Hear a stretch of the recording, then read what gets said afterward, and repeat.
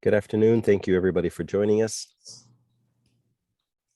We will start momentarily as everybody comes in.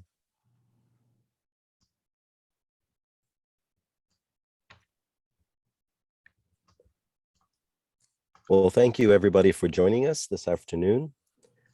This is the program on education policy and governance at Harvard University's John F. Kennedy School.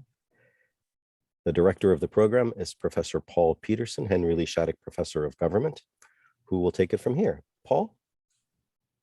Thank you, Antonio. Welcome all to the fifth session in our virtual conference series on a safe place to learn. The sixth and final session will be held a week from today, June 3rd, from noon to 1 that's a Friday, as is today.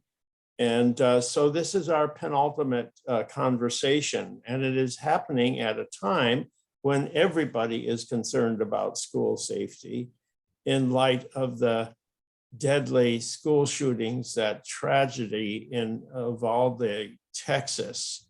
19 elementary school children and two teachers were indiscriminately murdered. So for those who want to explore that topic in greater detail, turn to the last session that we had 2 weeks ago before this event. And we talked about how one could forestall such events on that. We had 3 experts. And so I encourage you to take a look at that session. But today we are discussing the connection between school choice and school safety. It's often said that schools of choice are safer schools, but it's also the case that killings occur in choice schools as well. In 2019, an 18-year-old student was killed at a charter school in Colorado. He was engaged in an act of bravery because he prevented a mass shooting from occurring in all probability. And a recent study says that there have been 8 shootings that took place at private schools between 2000 and 2018. And we know that a lot of violent incidents occur when students are going to school, not necessarily only when they're in school.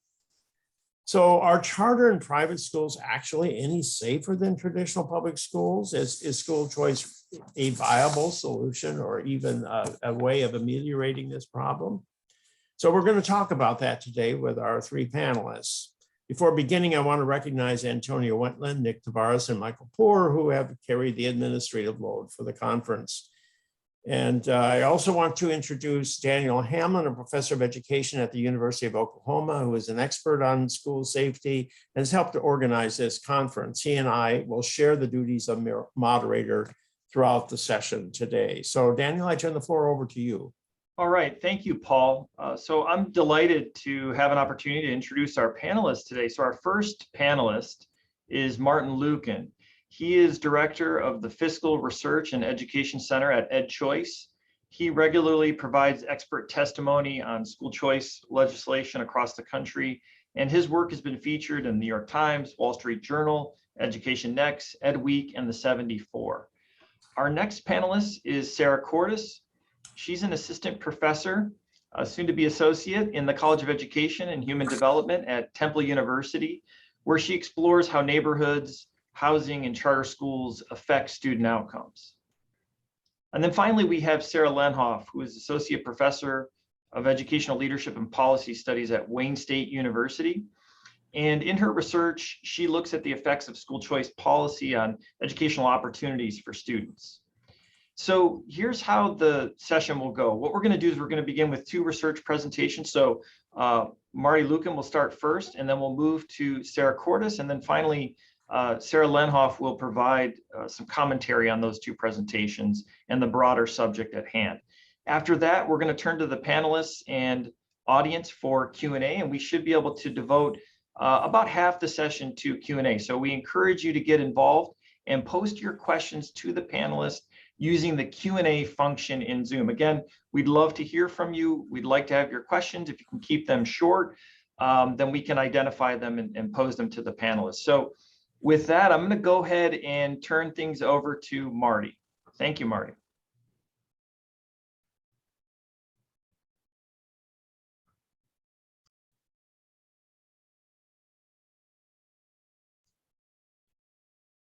And Marty, you'll need to unmute yourself. Can you see my screen okay? Yes, but you should go into presentation mode so that, Yes. Okay. good. All right. Well, thank you, Dr. Peterson and Dr. Hamlin for having me. So our research team at EdChoice, we do a lot of survey work. And first I want to just give props and all the credit to the rest of our team for this good work. In some of our surveys, we ask parents about why they choose schools. So I'm going to report some of those data, and I'll also touch upon some of the empirical research examining the effects of school choice programs, and including charter schools, on safety outcomes. So we know that parents care about various aspects of schooling for their children. This is well documented by survey work across the country. And when asked about why they make their decisions about where their child attends, parents tend to indicate that safety is among the top 2 or 3 reasons. So why focus on school safety and school climate? Well, school climate is an important factor because of its positive relationship with student outcomes, both academic and non-academic outcomes. And therefore, it's important for families to be able to access the schools that have a culture for learning that best meets their needs. At least that's what school policies should be providing, right? So on the other hand, some criticize private and charter schools for using too harsh disciplinary practices. And therefore, charter and private schools might have a safety advantage over traditional public schools because, for example, they might be able to selectively remove difficult students. So we conduct an annual survey called the Schooling in America survey, where we ask current school parents about why they choose their children's schools. And we find that this is based on our 2021 report. We find that homeschoolers were significantly more likely than other parent groups to indicate a safe environment as a top 3 factor for choosing their children's school. So this is compared to, we're looking at traditional public school parents, parents with kids in charter schools, and private schools as well. And more than half of the homeschool respondents, 54%, actually ranked safe environment as a top 3 factor, while about a fourth to a third of private school and public school parents place safe environment as a top three factor. And parents that chose private and public charter schools are also more likely than district school parents to choose on safe environment. So for many parents, at least, we see that safety appears to be a very important factor for them in their decisions. Now, what about parents who participate in choice programs specifically? What are their reasons for choosing? Well, we also survey parents in states with choice programs. For instance, my colleagues Drew Kent and John Christoph, they recently conducted a parent survey in Ohio and North Carolina. And results from those surveys show that parents across most subgroups rate safe environment among the top 3 most influential factors for choosing a school. In North Carolina, safe environment is the most influential factor for parents participating in the state's education savings account program.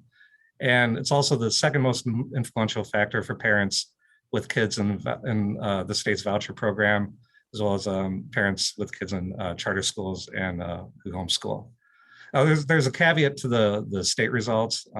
These are these state surveys have low sample sizes for some of the subgroups, so should be cautious with inference. But the results do seem to align somewhat with the results from our national survey. And then when it comes to parents feeling that their child is safe in their school and to discipline practices that their schools use, parents in Ohio with children in charter schools who participate in the Educational Choice Scholarship Program, the state's voucher program, and non-choice private schools get higher marks than traditional public schools. So all these survey data suggests that school safety is an important factor for many parents' decisions about choosing schools.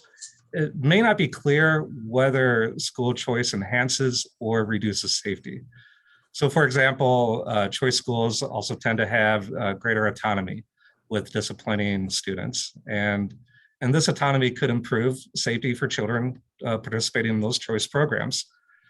School choice may also improve school safety in school districts and district schools via increased competition, where schools that compete face stronger incentives to deliver what parents care about when in a choice environment.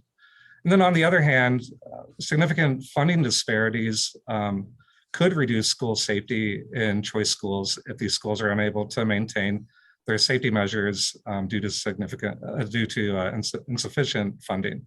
So on average, choice programs are funded about 1/3 of what public school systems receive. And finally, if a parent's decision to switch schools is based on inaccurate information about schools that they're considering, they may choose schools that are less safe for their child. So this is an empirical question. What do the empirical studies say about school choice and school safety?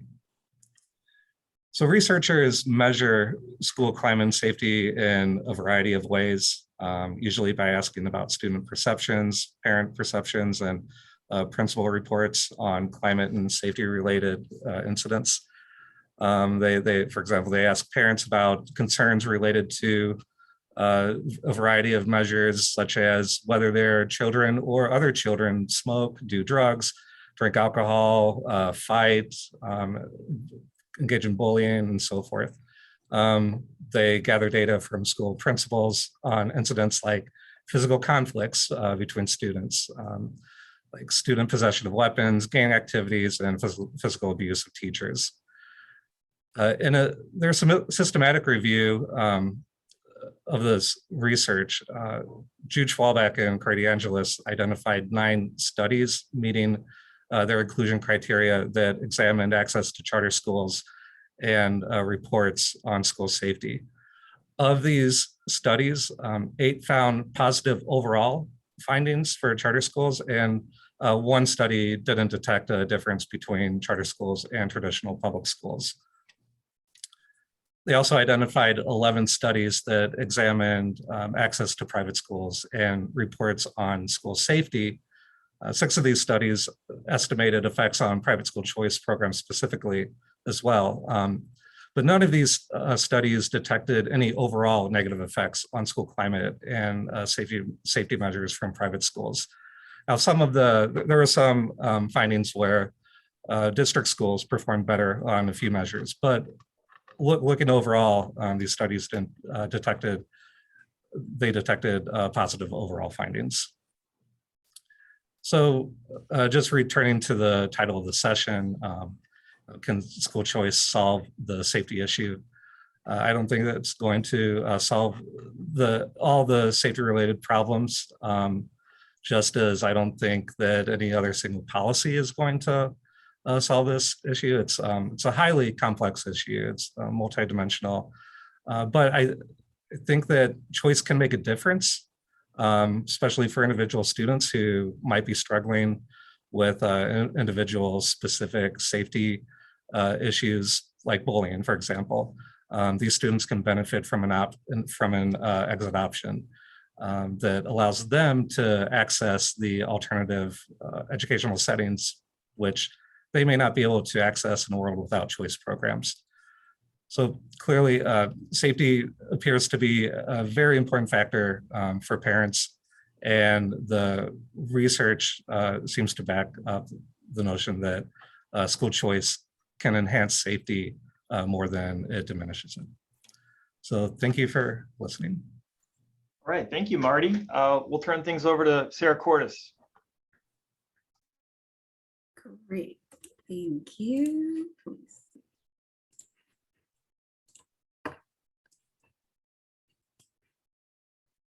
You seeing my slides? Yes, okay, great. All right, so the work I am presenting today is actually a small piece of a much larger project looking at diverse by design charter schools, but given the theme of this session, what I'm going to talk about focuses on our research in terms of discipline outcomes in these schools, which is related to this idea of safety. So before I get into my actual study, just to put our findings in sort of context in terms of what we know about safety and school choice, a lot of what I'm going to say, I guess Marty just shared with all of us anyway. But in terms of what the research says, there's pretty consistent evidence that school safety is something families care about. They think about it when they're seeking out choice schools, and even when they're thinking about enrolling their child in a neighborhood school.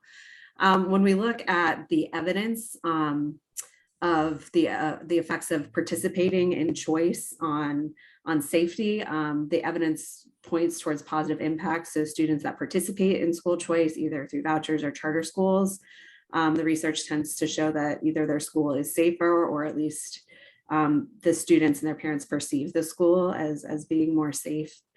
And in terms of how choice affects neighborhood or traditional public schools, the evidence there is much thinner, just because it's a hard question to answer.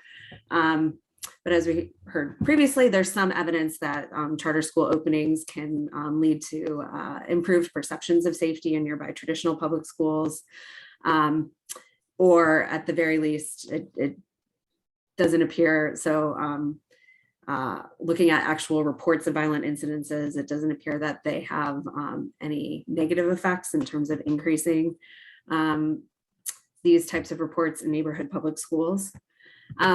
But there's still a lot we have to learn about this question. So even though the evidence is coming back pretty consistently that choice participants are either in safer schools or perceive their schools to be safer, we don't really know why that is.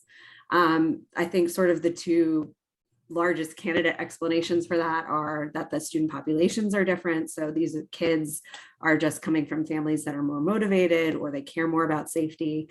And so these schools are safer because you just sort of have a more selective group of students attending them. It could also be that these schools are doing something differently. And obviously these two things are not mutually exclusive. These could both be explanations for why this is happening, but there isn't a lot of research to understand exactly these patterns that we're finding. And then we still need a lot more evidence on sort of how or why traditional public schools respond to choice schools. My research today is going to really focus more on that first question in terms of what might explain these better safety outcomes or perceptions of safety.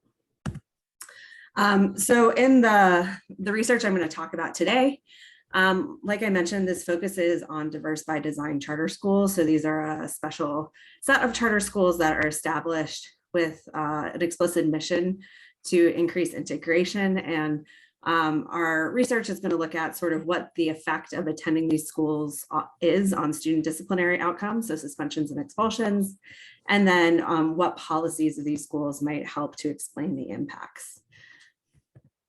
So in this study, we looked at 46 different diverse by design charter schools across 5 different locations. So these schools were located in New York City, Denver, and then 3 areas in California. And these were a mix of schools. Some of them were affiliated with CMOs, so these larger charter school organizations like KIPP, and some of them were just independent schools. And the number of schools varied across the jurisdictions. We obviously had the most schools in California, because California is a big state and they have lots of charter schools.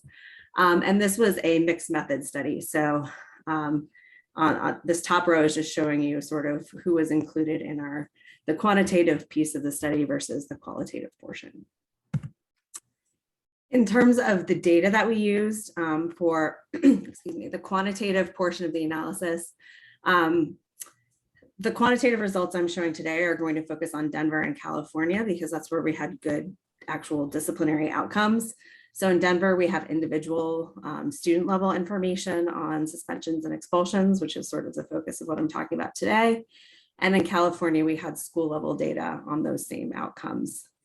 And for the qualitative piece, which is what helped us to sort of understand what practices or what might be going on in these schools that are explaining differences in disciplinary outcomes. There's a lot of qualitative work that went into this research. There's 101 interviews, 40 focus groups, 70 interviews with network leaders, classroom observations across elementary, middle, and high school, and parent and teacher surveys that were also administered across elementary, middle, and high school. So as I mentioned before, this was a mixed methods study. So if we want to get technical, it's a convergent mixed methods design, which basically just means we were collecting the qualitative and quantitative data at the same time. So for the quantitative piece, where we're trying to look at the impacts of these schools on disciplinary outcomes, sort of our big challenge that we had to overcome is selection into diverse by design charter schools. So if you think about the kids that decide to attend these types of schools, they're going to be different than kids that enroll in their neighborhood public school or engage in another, attend a different type of charter school. And so the way we deal with that is different across the two locations, sort of based on the data that we have available.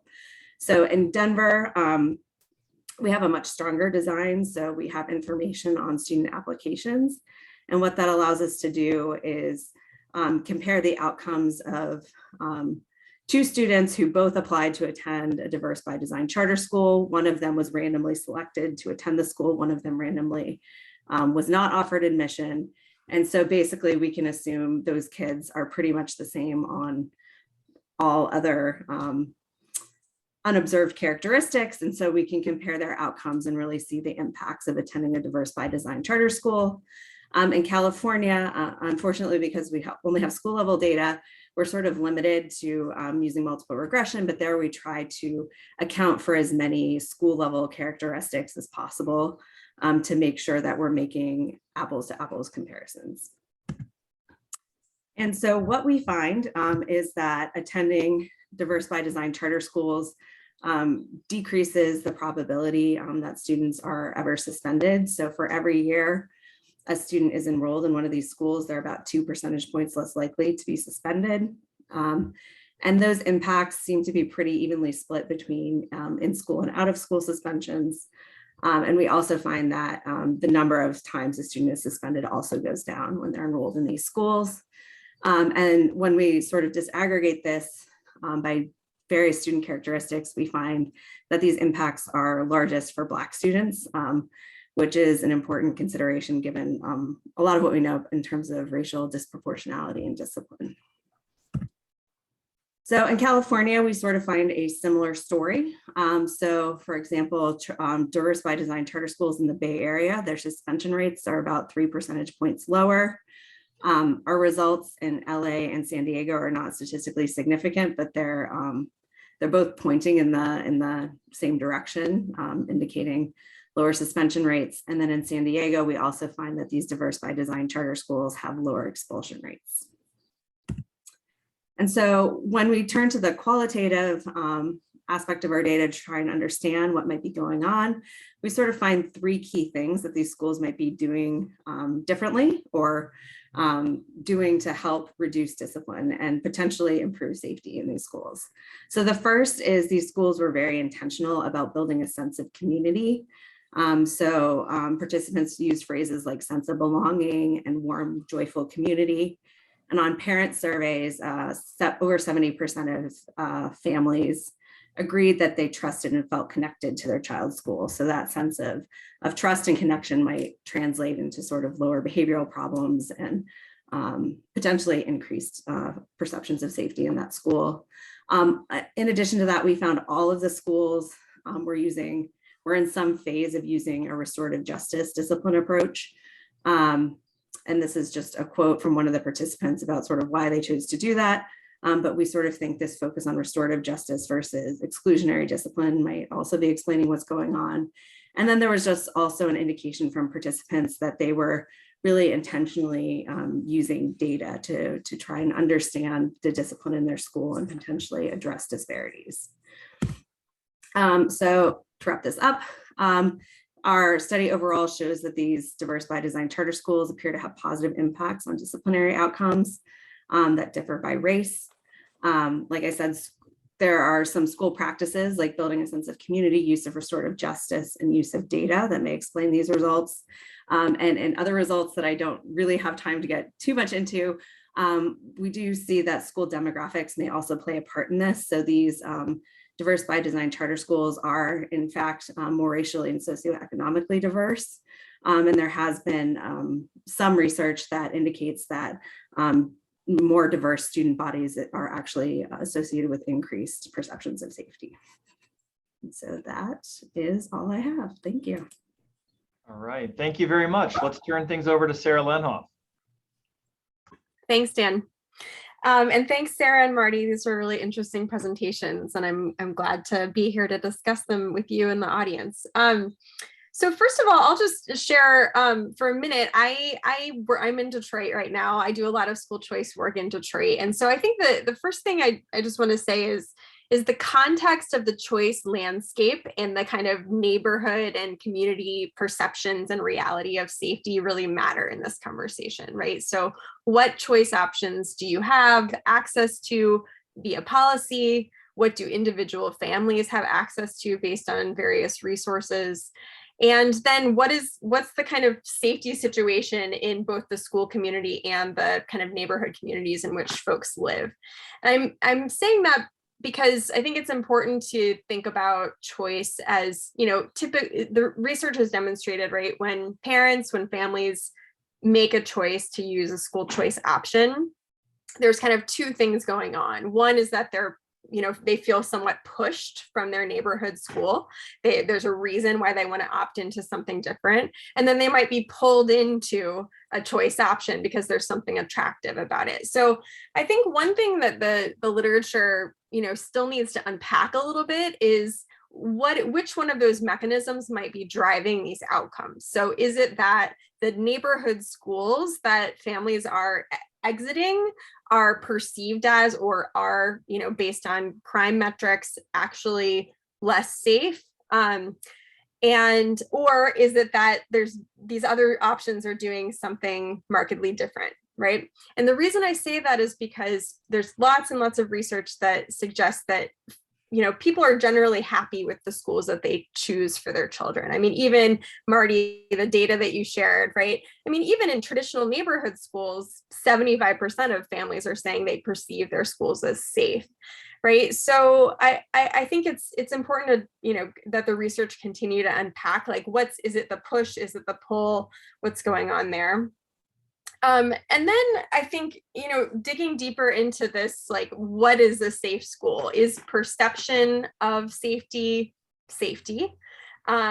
Marty suggested at the top, that maybe more school discipline or more suspensions actually leads to greater safety. Sarah's sort of contextualizing it as, less discipline is more safe. So I think there's some kind of definitional issues that need to be worked out. I'll say that my read of it is that perceptions of safety are racialized in schools and in our communities. And so I think it's important to not take perceptions of safety at face value, to critically evaluate what do we mean by it feels safe, and whether that's based in sort of empirical evidence about crime incidents or bullying, or whether it's racialized or discriminatory about the students or communities that are opting into a school. So I think, those are some of the things on my mind as I've done work in this area in Detroit. We know that, for instance, when Detroit students go to suburban schools, they tend to enroll in schools where more students are being disciplined. So, maybe they're opting into those schools because they perceive them as safer. But we know there are really negative outcomes for kids when they're suspended. So, I don't think we need to only think about the students who are not being suspended, but also the students who might be caught up in a discipline pipeline that might, eventually get them to drop out of school, as we see in the research. So I think the last thing I'll say is that, the community environment in which schools are located is so important, both to this question of safety and also to just school choice decision making. And so, I think the idea of choice as being kind of the thing that's going to solve safety is a little, it sort of puts aside this idea that there's lots of kind of social problems that we need to solve that schools can't do on their own, right? So reducing violent crime in a neighborhood, is that a school's problem to solve, or is that a kind of broader society problem that we need to solve and work toward a reality in which every child, even if they go to their school down the street, can go to a school where they perceive to be safe and where they are safe. So, I think it's really interesting to me, Sarah, you kind of put out this question of, is it is this a student selection issue, or is it something that the schools are doing?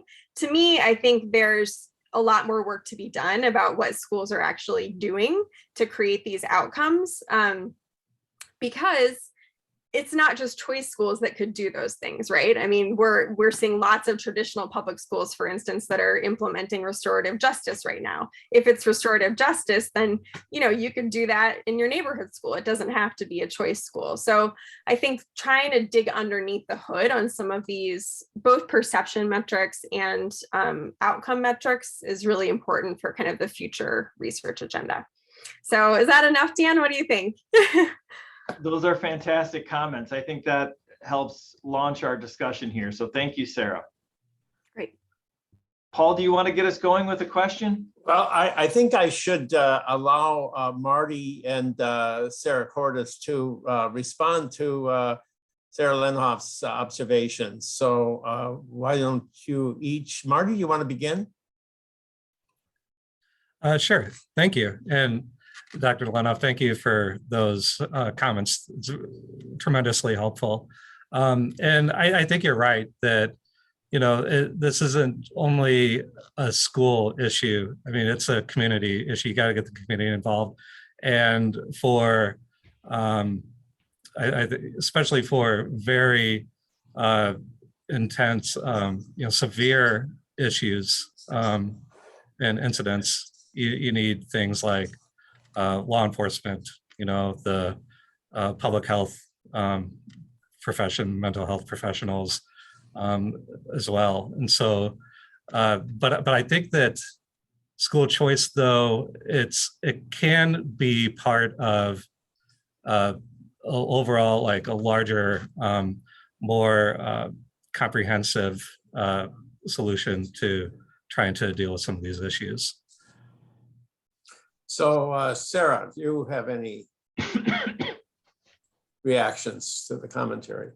Sure. I mean, I think it was great. I appreciate your point at the end that it's important to sort of understand what's going on under the hood and what can be applied to sort of more traditional public schools instead. I will say that was part of what we were trying to do with this analysis and this work, is sort of figuring out what these schools were doing and the extent to which it would be unique to these types of schools. And we only had in our qualitative sample these choice schools, so we could really only say what was going on in the choice schools, but I completely agree that if we can sort of figure out what's going on in these schools that might be improving safety, that could then be translated to the public, to traditional public schools, that would be sort of, I think, the best outcome for this type of work. Well, let me follow up with a question, Sarah Cordes. Your study of Denver is particularly interesting because it's a lottery study, it's random assignment. And so you would say, well, you've really controlled for family background characteristics in your analysis. But as I think about it, the choice school may have a whole group of families that are really concerned about their children's education and are supporting the child at home and providing all those things in a child's life that is really important for them to behave in such a way that they will be safe. And so even though there's random assignment of the individual to one school or another, it's, there's the community that's been created at this choice school could be a very different community than the community that the randomly assigned student is going to end up in. So it may not be so much what the schools are doing in terms of restorative justice or any other specific practices, as much as the community that's created in a choice school by virtue of the composition of all the families that go there. Sure. Yeah, and that's certainly a good point. One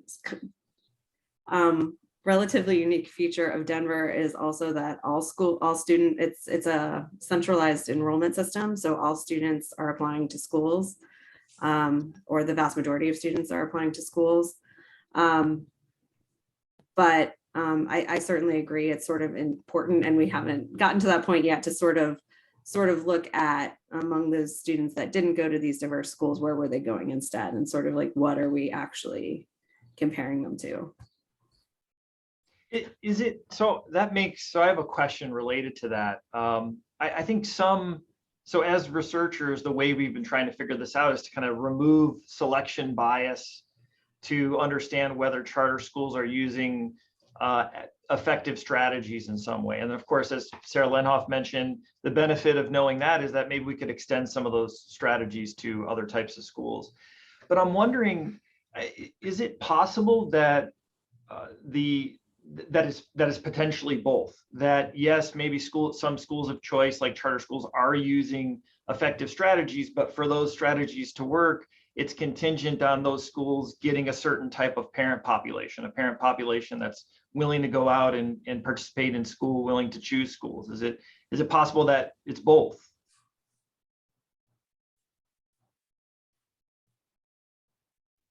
I mean, can I jump in here, Dan? Is that okay? Yeah, please.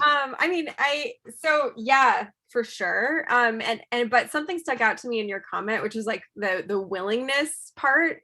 And I just want to, it's not just willingness, right? We know that it's also the conditions, the ability to access choice. So even in a context like Detroit, where we have so much choice possibility on the books, policy-wise, there are major constraints on families actually accessing schools of choice, even other traditional public schools in Detroit, because of our deeply unequal kind of social system, access to other resources, access to school transportation and things like that, right? Stuff that Sarah and I are actually working on research right now.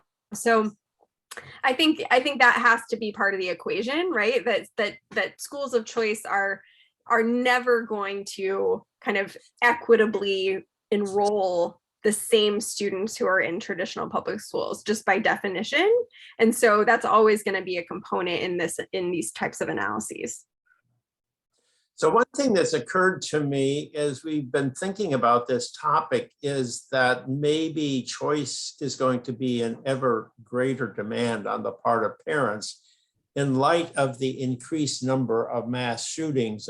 Daniel's data that he presented a week ago or 2 weeks ago at a previous session suggests that beginning in 2018, a number of mass shooting incidents increased dramatically.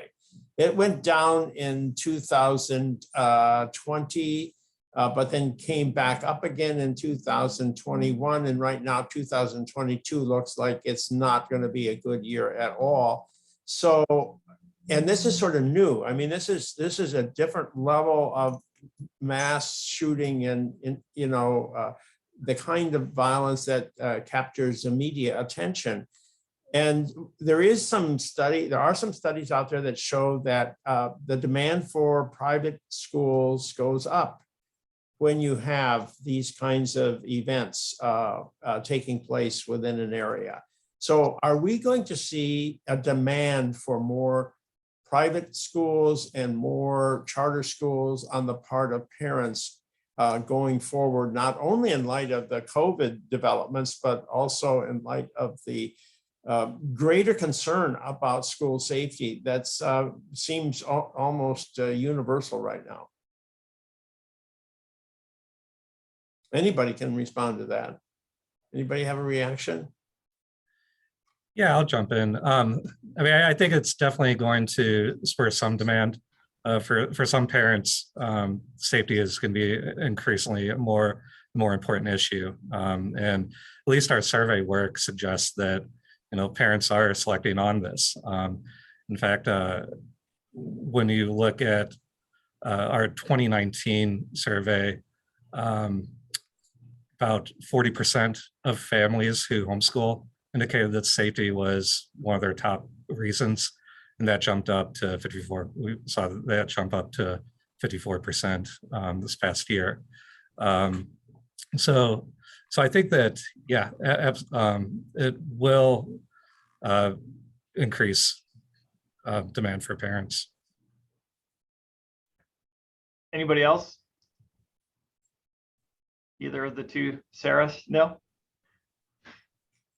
So I'm wondering about so Sarah Cordes, you've kind of studied how school choice might affect school climate and safety of traditional neighborhood public schools. Sarah Lenhoff, you've also studied this in Detroit. So I was wondering if you could kind of talk about your work. Do you see in Detroit, when parents depart for charter schools or go to suburban schools and leave the neighborhood schools in Detroit, do you see kind of a draining of key social and financial resources so that the school communities that are kind of left behind in these neighborhood public schools become less safe because of those processes? What are you seeing in your work in Detroit? Yeah, I mean, what we see is that, traditional neighborhood schools in Detroit are enrolling significantly less advantaged families. I mean, just systematically across the board. And in fact, we did some recent survey analysis trying to understand socioeconomic differences under the hood of kind of the administrative measures. And, they look like basically different populations of students that these schools are enrolling compared to charter schools and magnet schools and suburban schools. So, I mean, I think there's just no question that there's, kind of different levels of need in these schools that families are struggling. There's more student mobility, which I think really affects, because of residential mobility and other things. So, which affects kind of that school climate, that community feel that you get. And then you have, as choices expanded in Detroit, you have fewer students kind of going to their neighborhood school, right? Students go, 2.5 miles on average away in elementary school in Detroit. So I do think there's kind of complications around whether kind of these choice options might be safer, but what are the implications for kind of the students and the schools left behind? And in Detroit, I would say we have kind of emerging evidence. I don't want to say for sure, but we have kind of emerging evidence that there's some harmful effects to the neighborhood schools of this kind of exit. And how are you able to compare these two populations outside of the standard administrative data? Usually we'll use free and reduced price lunch, and when we do that, students often look very similar. Do you have another measure to understand different gradations? Yeah, so this is a new body of work of ours and that we're really excited about, because in populations like Detroit, using administrative data, it looks very homogenous, right? The population is almost all Black, almost all qualify for free or reduced price lunch. So we conducted a representative survey of Detroit families to capture a lot of socioeconomic data.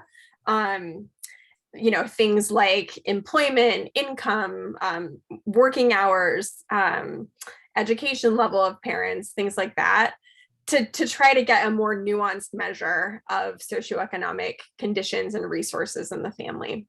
And then we looked at enrollment patterns, and my student Jeremy Singer is actually working on his dissertation about this, and finding that there are pretty clear patterns in enrollment based on these socioeconomic measures. Interesting. Dr. Cordes, let me ask you about your finding that the positive effects of going to a charter school were especially noticeable for African-American students. One of the questions in the chat brings this up, and you didn't provide any specifics on that. Could you elaborate on that and why you think you might have found that? Yeah, so basically, when we sort of redid our analysis separately for each racial or ethnic group, the effects of attending a diverse by design charter school were somewhere around 4 times as large for Black students. And really, when we looked across the racial groups, the effects were not really significant for any other group. Well, that's striking. Yeah, that's striking. Yeah. And so is it for men? Is it for boys? We didn't do it by gender and race. We only did it by race. Can you do it by gender too? We could. Yeah, we just haven't. Because everything I've ever seen on this topic makes huge gender distinction. The discipline issues are much greater for boys than for girls. Yeah, it's something we certainly could do. We just haven't done it yet. Yeah, but I interrupted you. You were going to explain why you thought this might be the case.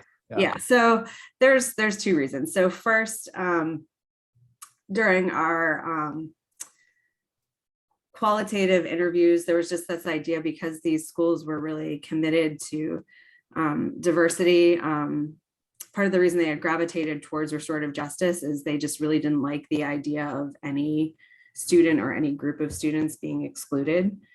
So it seemed pretty, their approach to discipline seemed pretty intentional in terms of trying to address some of these disproportionalities. And then also some of the participants really did talk about looking closely at their data and trying to see where some of these differences in suspensions rates were occurring, and trying to be sort of proactive in making sure that these racial disparities that we often see in schools were either smaller or not occurring in their schools.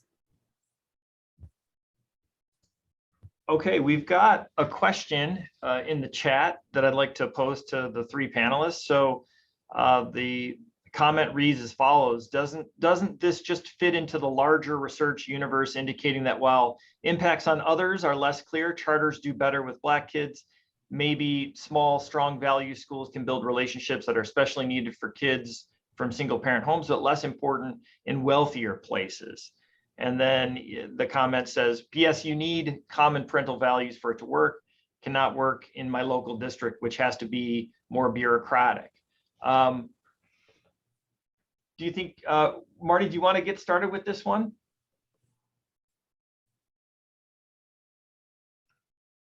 Sure. I mean, I think that Lisa and I can speak probably more to private school choice than charters. That's what we kind of focus on. But I think that the one thing that private schools offer is cultivating like a stronger sense of community, connectedness, and collective identity among students and families. So what I like about choice is that it invites more entrants, so that families will have, will be able to choose on values that, their own values, and finding the right, what they want, for their children, and educating how they want their children to be educated in schools. So, but yeah, I'll, if anyone else wants to answer that.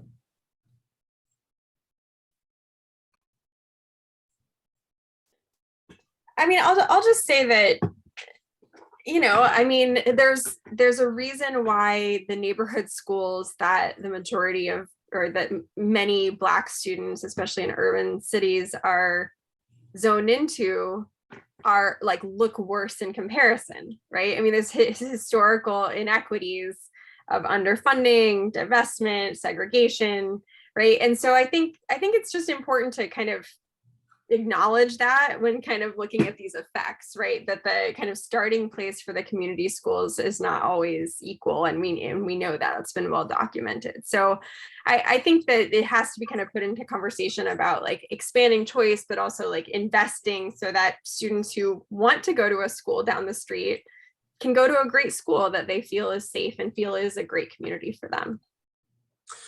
Well, yes, no, I would agree with you, Sarah, on that. But at the same time, if we take Dr. Cordes' study as it's presented, these students are the same. They are coming from the same neighborhoods, and actually the charter schools, as far as I can tell, they don't have more money. They don't have more resources. They aren't luxurious palaces to go to. If anything, they are less well supported, less well endowed. So is it really a problem that can be addressed simply by dollar bills? Well, it's not just dollar bills, but it's also things like zoning, right? I mean, there's a reason why your traditional public schools can't be diverse by design, right? I mean, we've had lack of diversity by design in our zoning for decades, right? So I think there, it's important to kind of unpack, maybe it's something they're doing with restorative justice, but maybe it's the fact that these schools are racially diverse that we know accrues benefits for students, across races. So, there are public policy things you can do to, encourage or incentivize diversity in schools across the spectrum, right?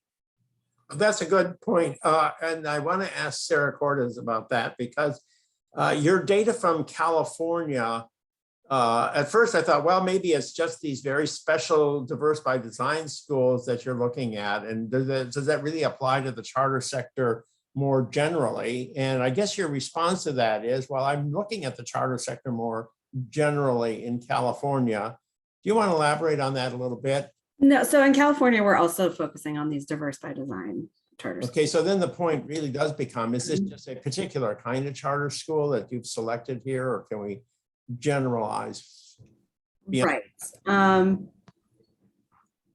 We have not sort of separated that out yet to see if the outcomes of these schools look different than other charter schools, because there certainly are other charter schools that are included as part of our comparison. So yeah, that's something we have not addressed yet. And Sarah, in your work, because you've done so much quantitative and qualitative work in this area, are there promising strategies that you're identifying that would work well, not just in a charter school, but in traditional public schools as well? I mean, I think sort of the three areas we identified were certainly things that traditional public schools can do. I mean, working to build sense of community that is, nothing that your neighborhood school couldn't accomplish. Restorative justice is something that many neighborhood schools have adopted, and the use of data to sort of unpack and uncover these disparities is also something traditional public schools can do. Like I said, we were really when we did this work, we were really, trying to understand what these schools were doing, but also really trying to focus on strategies that would be possible to implement across the board, whether it's a charter school or a traditional public school. So is it right to say then it's not necessarily that these schools are doing anything really special? I mean, these are strategies that lots of district-run public schools use, but maybe these schools are just more likely to use those strategies? Is that kind of how you're viewing it? Yeah, I think part of it has to do with, at least sort of this idea of building community and restorative justice. Those are very in line with the mission. So like people created these schools, they came in, they had to write a charter, they had to be really thoughtful about starting from the ground up, like what they were going to make their school look like. And so I think, maybe potentially it's just more likely to happen in these types of schools just because it sort of fits with the general ideology of the groups and the individuals who are founding these types of schools. Whereas, traditional public schools are, many of them have been around for 50, decades, right? So they're sort of already doing things a certain way, and it may, take somebody new coming in to sort of shake things up and do it differently. So Marty, Dr. Lenhoff said that this comes at a price in the choice sector because the district schools are left with a population where the problems are even more challenging than ever. And so therefore the total benefit is probably less than some of these studies would have you believe. So do you want to respond to that? What's your reaction to that, that idea that really the students left behind are being adversely affected?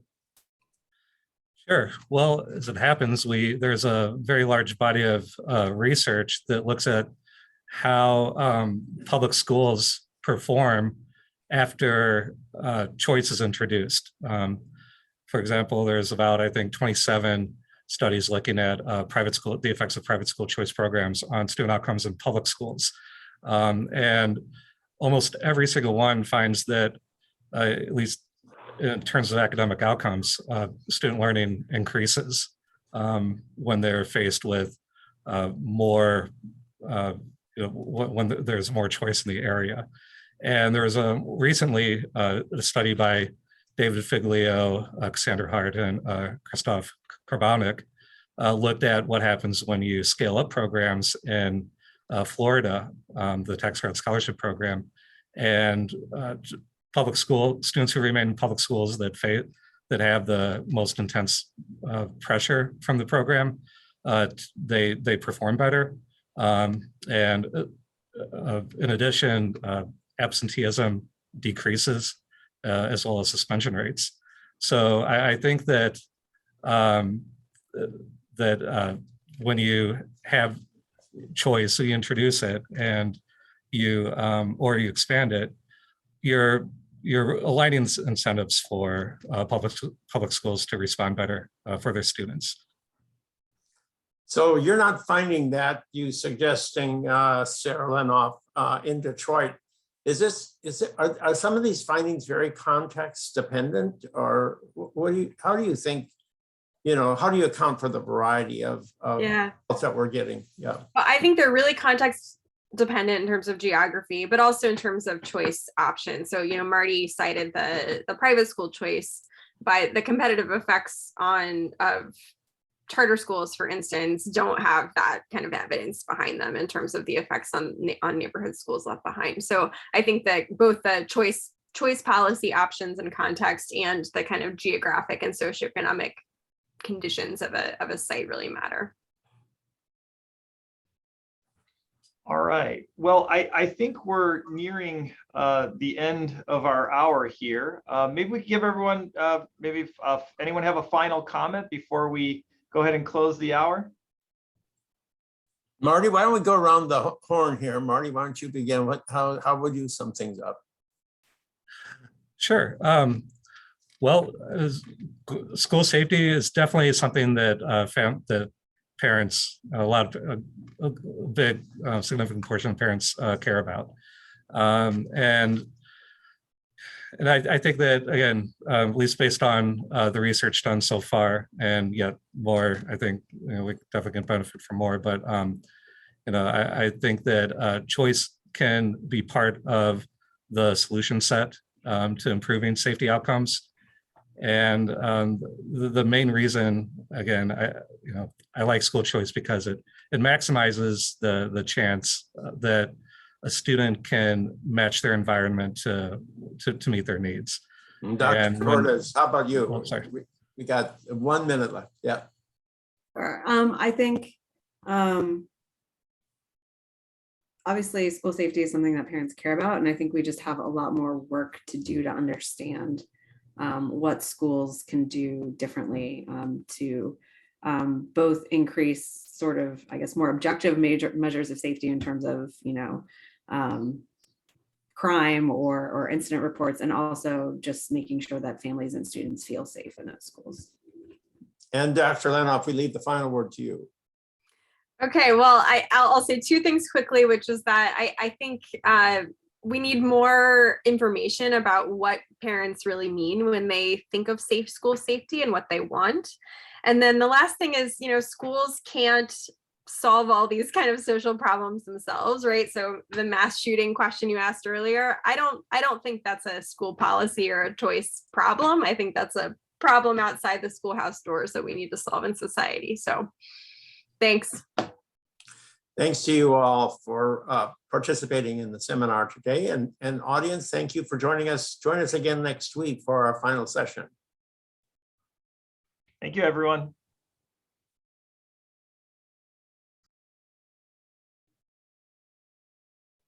Thank you again, everybody, for joining us. We'll see you again next time at this place. Take care. Thank you.